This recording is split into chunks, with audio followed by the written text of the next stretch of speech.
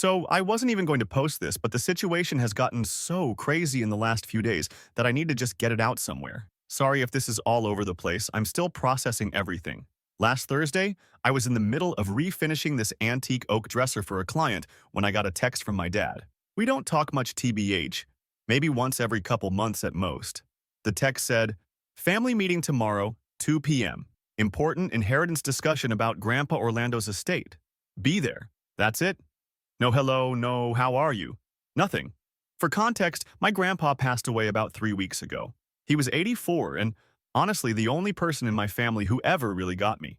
He was this amazing craftsman who restored historical buildings and taught me everything I know about woodworking. Everyone else in my family thinks what I do is a joke. My dad builds those cookie-cutter suburban developments and makes bank, and my older brother Kyler followed in his footsteps. They both drive fancy SUVs and live in these massive houses while I rent a modest apartment and drive a 2011 Subaru Forester that barely starts half the time.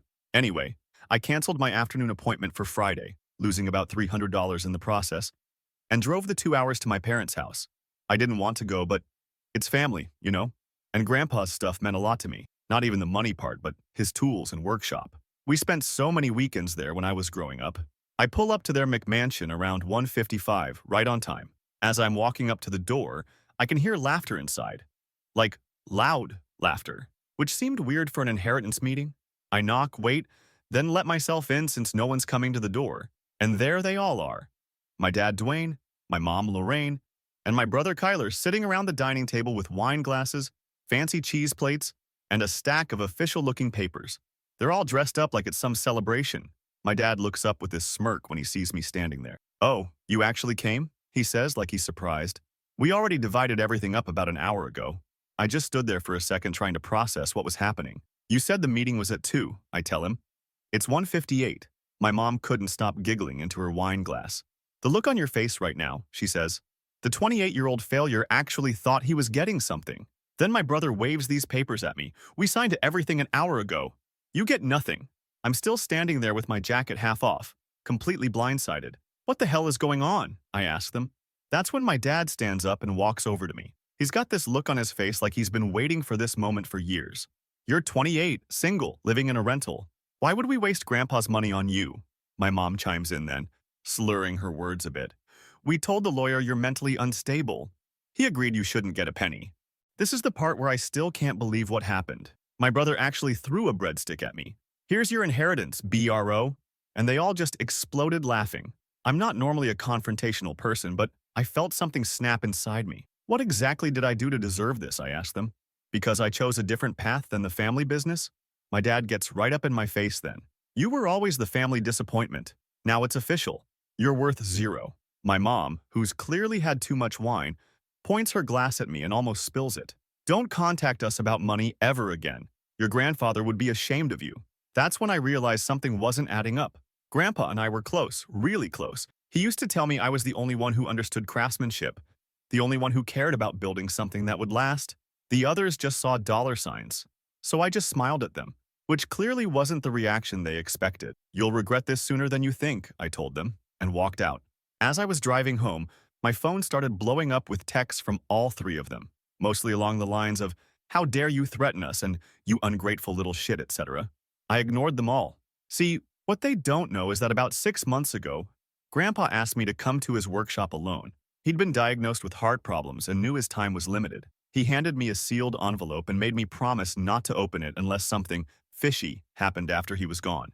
He said he didn't trust my dad to handle things properly. When I got home that night, I opened the envelope. Inside was a letter from Grandpa explaining that he'd created a second official will with his longtime attorney Maxine. There was also a sealed copy of the will itself and Maxine's business card with her personal cell number written on the back. Turns out Grandpa knew exactly what kind of people his son and daughter-in-law were. He'd seen how they treated me over the years. The constant put-downs about my career choice. The loans they pressured him for. The way they'd mock my modest lifestyle while living beyond their means. The truth is, my family has always resented me because I was Grandpa's favorite, plain and simple. He saw in me the same passion for craftsmanship that he had, while my dad and brother just wanted to slap together cheap houses as fast as possible for maximum profit. My mom just goes along with whatever makes her look good at her charity events. I called Maxine that night and explained what had happened. She was furious but not surprised. Apparently, they'd been trying to pressure her to accept some updated documents, but she'd been stalling them. By Saturday morning, the panic had clearly set in on their end. I had 89 missed calls and 127 texts by the time I woke up. They ranged from angry, "You think you can threaten us?" to suddenly apologetic, "Hey, we were just joking yesterday, family humor," to desperate, "Please call us back, this is important." Around 3 a.m. Sunday morning, there was pounding on my apartment door. I looked through the peephole to see all three of them standing there, my dad's face red with anger, my mom crying, and my brother looking like he was about to throw up. I didn't open the door. Not yet. Let them stew for a bit longer. The thing is, I'm not just angry about the inheritance. I'm angry about the years of being treated like I was worthless because I chose to work with my hands instead of chasing money. I'm angry about the way they mocked Grandpa's craftsmanship behind his back while happily taking his money. I'm angry about all the family events where I was the butt of every joke. The meeting with Maxine is tomorrow morning. Turns out Grandpa left me a lot more than just his tools. And my family is about to learn that sometimes the person you underestimate the most is the one you should have feared all along. I'll update when I have more to share. Update 1. Alright, so first off, thanks for all the messages and comments on my last post. Sorry I couldn't respond to everyone. Shit has been absolutely wild the past couple days. I'm typing this from a hotel room across town because I'm honestly kinda scared to go back to my apartment right now. More on that later. So, Monday morning came and I met with Maxine at her office downtown. I was nervous AF walking in, like, what if Grandpa's will wasn't actually legal or something? What if my family somehow got to Maxine first? My mind was racing with all these worst-case scenarios. But the second I walked in and saw Maxine's face, I knew everything was going to be okay. She's this badass older lady in her mid-40s with this no-bullshit attitude. First thing she said when I sat down was that my family had been blowing up her phone all weekend too. Apparently my dad had called her 37 times and even showed up at her house Sunday night, which is just, who does that? Maxine laid out all the documents on her desk. The will I had was legit. Signed, witnessed, notarized, the whole 9 yards. But here's where it gets crazy. The will my family had been pushing was actually something my dad made up. Like they literally forged Grandpa's signature on some documents they typed up themselves. Maxine showed me both side by side, and you could totally tell the signatures didn't match. I just sat there staring at these papers trying to process that my own family would go this far. Maxine explained that what they did wasn't just shitty. It was literally criminal. Forgery, fraud, attempted theft. The works. When she showed me what Grandpa actually left me in his will, I almost fell out of my chair. Not only did I get his entire workshop and all his tools, which alone is worth like $50K, but also his cabin property up north and a trust fund he'd been building for years, specifically for me. The trust has almost $380K in it, and the cabin sits on 5 acres of land worth at least $200K. The kicker? My dad, mom, and brother were supposed to split what was left of Grandpa's savings, which was about $90K total. So they would have each gotten like $30K. But there was a condition. They had to treat Santiago with respect and acknowledge his chosen path in life. If they failed to do this, which LOL, they spectacularly did, their portion would go to me too. While we were going through all this, my phone kept buzzing nonstop. Texts from my dad saying we need to talk this through as a family, and my mom suddenly claiming she always supported my carpentry hobby. She literally once called it my little wood fetish at Thanksgiving. My brother was alternating between threatening me and begging me. Maxine filed an emergency petition with the court that morning to freeze Grandpa's entire estate. She also sent a cease and desist letter to my family about the forged documents. By noon, everything was locked down. No one could touch anything until this got sorted legally. Around 3 p.m., I finally went back to my apartment to grab some clothes and my laptop, because I had a feeling things were going to get worse. As I was throwing stuff in a duffel bag, there was this loud banging on my door. I looked through the peephole and saw my dad and brother standing there looking pissed. I wasn't going to open it, but then my dad yelled that he knew I was in there, and if I didn't open up, he'd call the landlord. So I opened the door, but kept the chain on. My dad immediately tried to push his way in, but the chain caught. He was red-faced, spitting as he talked. He kept saying I was tearing the family apart, that Grandpa would be disgusted with me, that I was selfish and ungrateful. My brother was behind him nodding along like some puppet. I told them they needed to leave or I'd call the cops. That's when my dad said something that honestly shocked even me. He said Grandpa only left me stuff because I'd manipulated an old man with dementia. That Grandpa wasn't in his right mind when he made that will. Thing is, Grandpa never had dementia. He was sharp as a tack right up until his heart gave out. He could still calculate board feet in his head faster than I could on a calculator. He remembered details about projects from 40 years ago. I lost it at that point. I told them they were pathetic for trying to steal from their own family member, for forging documents, and now for trying to claim Grandpa was mentally unfit just because he saw through their bullshit. I slammed the door shut and called the police. By the time the cops arrived, my dad and brother had left, but they took a report anyway. The officer looked bored with the whole thing, said it was a civil matter, but did tell me it was smart to stay somewhere else for a few days. That night, I got an email from my mom. This long, rambling message about how I'd always been difficult and how they'd tried so hard with me. She brought up how when I was 16, I refused to work summer internships at my dad's office, how I'd embarrassed them by taking a gap year to work with Grandpa instead of going straight to college. The truth is, they've always resented that I was close with Grandpa. He was my dad's father, but they never connected. My dad saw construction as just a way to make money, while Grandpa was all about craft and legacy. I remember once when I was maybe 12, we were at Grandpa's workshop and he was showing me how to hand carve these intricate patterns. My dad walked in, saw us, and just scoffed. Said something like, "All that work just to make one piece when a machine could make 100. Grandpa just looked at him so disappointed. There's this one memory that keeps coming back to me this week. When I was 22 and had just finished my apprenticeship with this master furniture maker, Grandpa took me to lunch. He gave me this small wooden box he'd made, maple with walnut inlay. Absolutely gorgeous. Inside was a set of his favorite hand tools, some of which were passed down from his grandfather. He told me I was the only one in the family who understood what it meant to create something that would outlive you. Not just cheap houses that start falling apart in 20 years, but pieces that get more beautiful with age.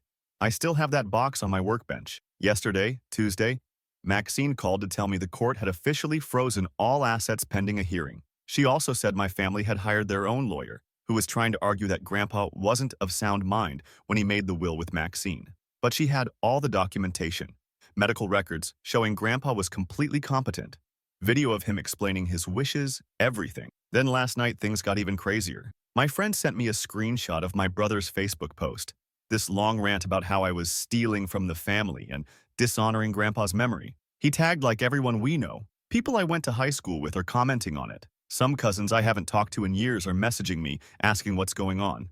I also found out through a mutual friend that my dad's business is having cash flow problems. Apparently, he took out some big loans for a development project that stalled, which explains why they're so desperate for this money. They probably thought Grandpa's estate would bail them out. This morning, I got a text from my dad that just said, "You think you're so smart. Wait till you see what happens next." I showed it to Maxine, who said it could be considered a threat and to save everything. Honestly, I'm tired and stressed, but also weirdly calm. Like for the first time in my life, I'm standing up to their bullshit instead of just taking it or walking away. And it feels good, really good. The hearing is set for next Monday. Maxine says it should be pretty straightforward given the evidence, but who knows what my family will try to pull between now and then. I've started documenting everything, saving texts, recording calls, one-party consent state, keeping a log of every interaction. I'll update after the hearing, or sooner if more crazy shit happens, which knowing my family, it probably will. Update 2. Hey guys, it's been a weird few days since my last update. I think I'm still in shock TBH. Every time I think this situation can't get more messed up, my family somehow takes it to a whole new level of crazy. So Wednesday morning, I decided to check out Grandpa's workshop. I hadn't been there since the funeral and wanted to make sure everything was okay before the hearing. I have a spare key he gave me years ago. He literally told me, "This place will be yours someday. Might as well have a key now." When I pulled up, I immediately noticed something was wrong. The padlock on the gate was different. I parked and walked around the property, and that's when I saw it. The workshop door was hanging open and there was a pickup truck parked behind the building that I recognized as my brother's. I quietly walked up to the workshop and looked inside. My brother Kyler and some guy I didn't know were loading Grandpa's tools into plastic bins. Not just any tools, the good stuff. The antique hand planes, the custom chisels, the rare measuring tools that Grandpa had collected over 50 years. Some of that stuff is irreplaceable. I took out my phone and started recording. They didn't notice me for like a solid minute while I filmed them literally stealing. When I finally said, "What the hell are you doing?" my brother jumped like he'd seen a ghost. The conversation that followed was not civil. Kyler immediately started saying that Dad had told him to secure the tools before I could get to them, that they were family heirlooms, and shouldn't be left with someone who wouldn't appreciate their monetary value.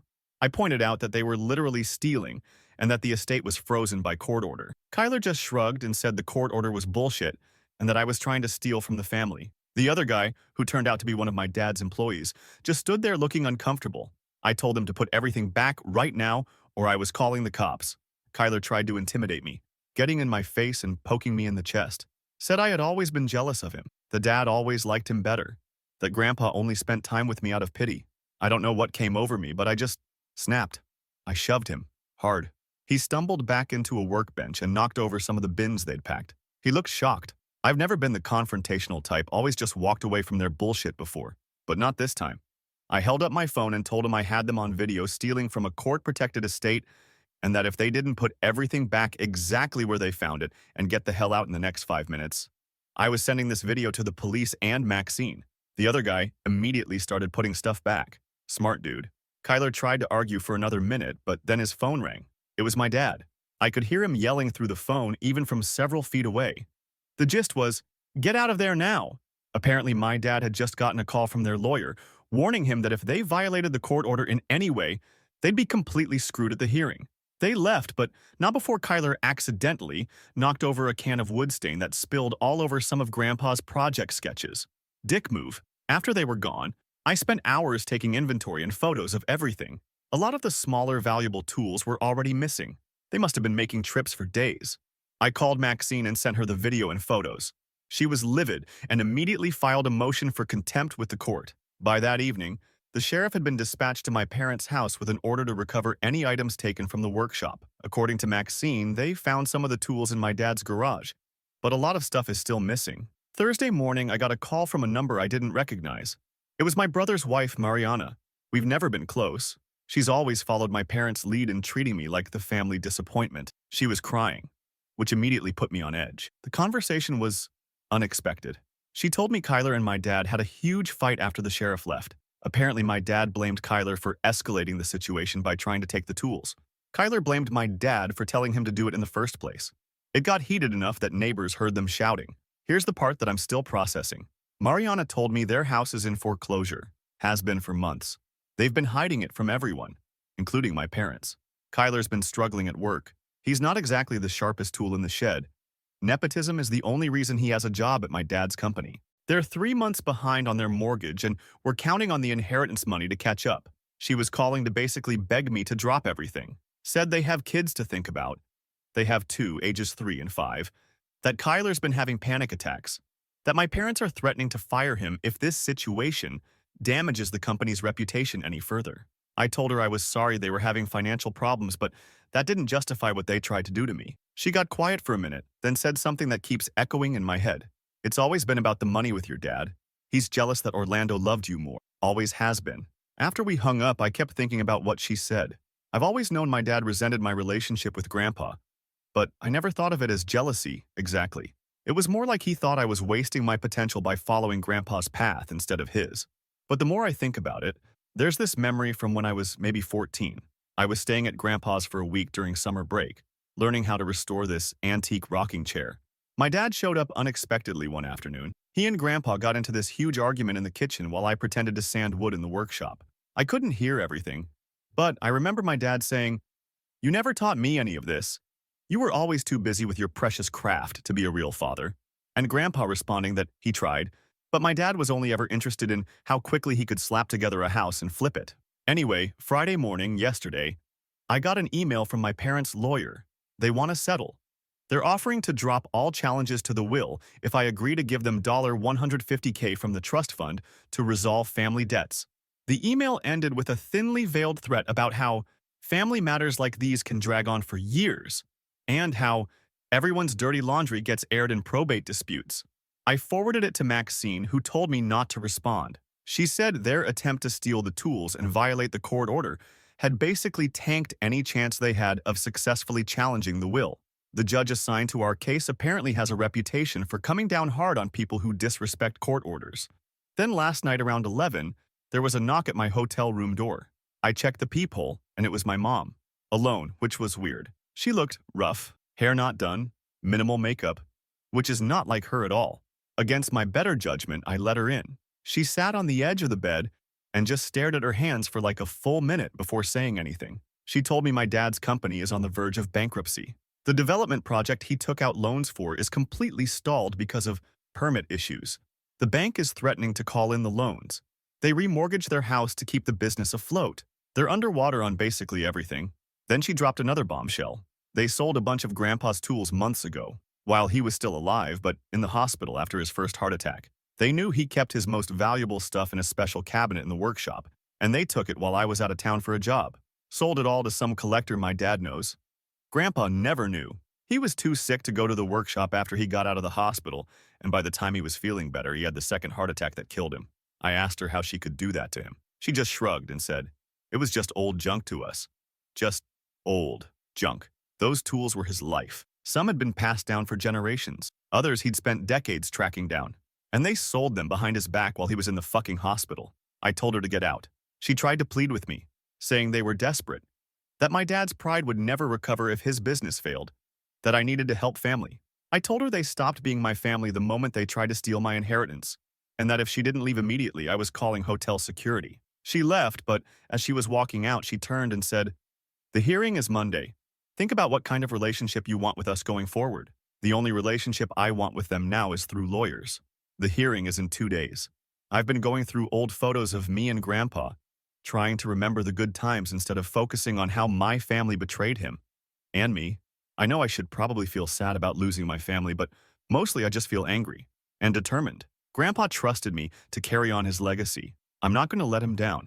We'll update after the hearing on Monday. Based on what Maxine is saying, it should be pretty straightforward now that they've been caught violating the court order. But with my family, nothing is ever simple." Final update.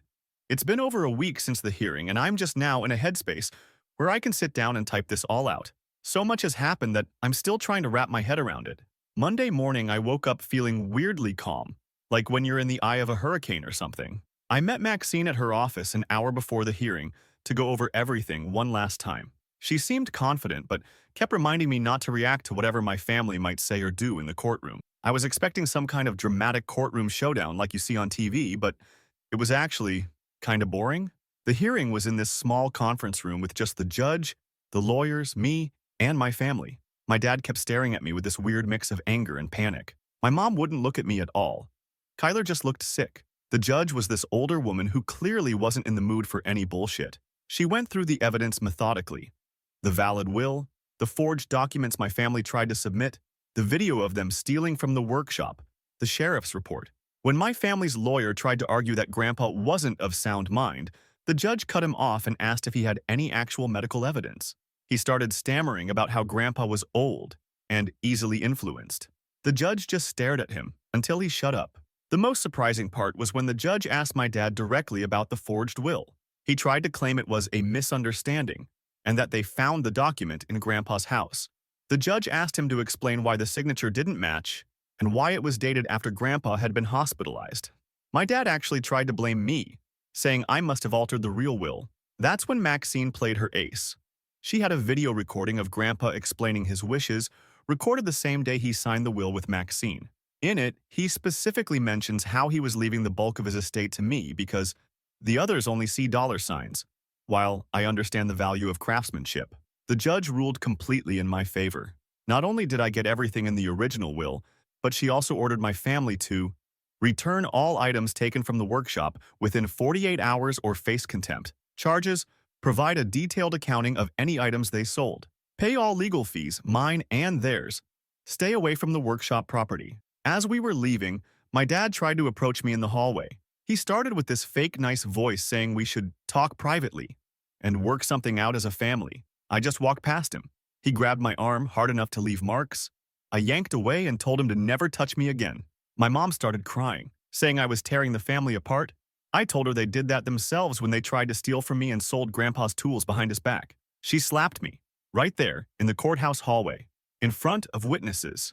Security came over immediately. My mom tried to play it off like she was just emotional, but one of the court officers had seen the whole thing. They escorted my family out of the building.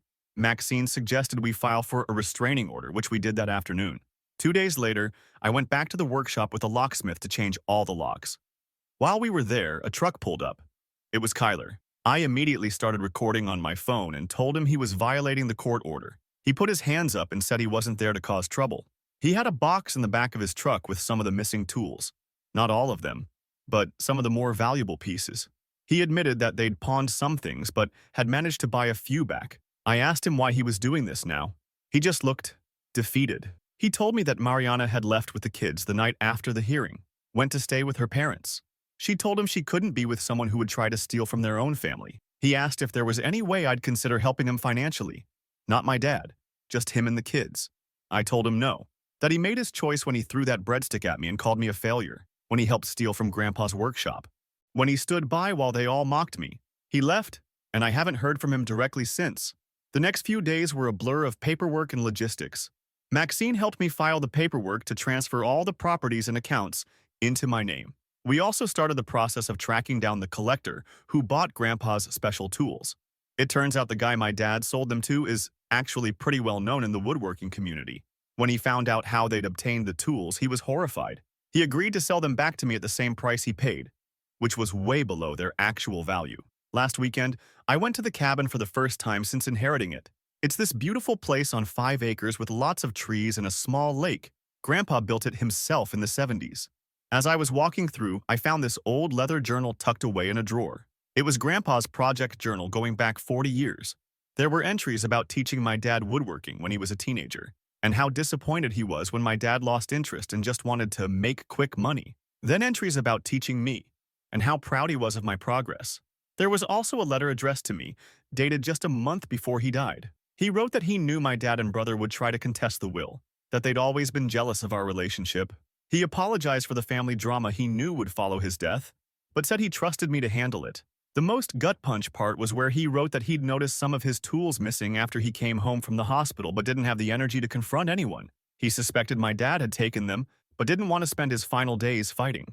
Meanwhile, the financial consequences for my family have been significant. My dad's business officially filed for bankruptcy last week. They've put their house on the market. According to a mutual friend, my dad's reputation in the local business community is completely shot. Word got around about the forged will and the court case. Kyler got fired from the company right before the bankruptcy filing. I guess my dad needed a scapegoat. He's been posting passive-aggressive stuff on Facebook about finding out who your real friends are in tough times. My mom apparently had to cancel her big charity gala that she chairs every year. The committee asked her to step down after the courthouse incident, slapping me, got around their social circle. Yesterday, I got a text from a number I didn't recognize. It was my mom, from a new phone number. I had blocked her old one. She said they're moving to Florida to start fresh, and that she hopes someday I'll find it in my heart to forgive them. She ended it with, "We're still family whether you like it or not." I didn't respond. Blocked that number too. As for me, I've moved into Grandpa's cabin. It needs some work, but it's peaceful here. I've set up a small workshop in the garage and have started going through all of Grandpa's old project plans.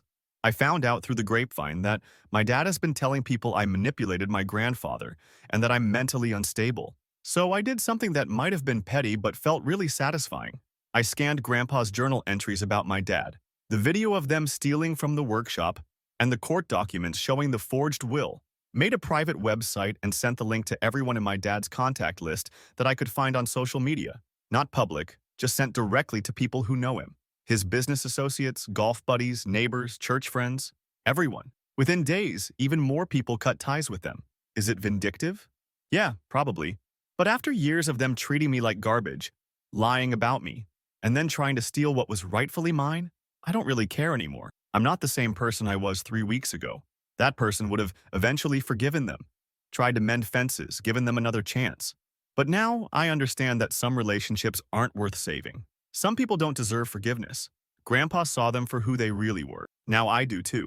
I still have all these mixed feelings: anger, grief, relief, satisfaction. But mostly I just feel free. Free from trying to earn their approval. Free from the mind games and manipulation. Free to live my life on my terms. I know this is the last update I'll post here. Thanks to everyone who offered support and advice along the way. It honestly helped more than you know. Oh, and I got a call from a local historical society last week. They've been looking for someone to restore the woodwork in this 19th century mansion. They're turning into a museum. When I told them I had inherited all of Orlando's tools and techniques, they were thrilled. I'm meeting with them tomorrow to discuss the project. Turns out, the family failure is doing just fine.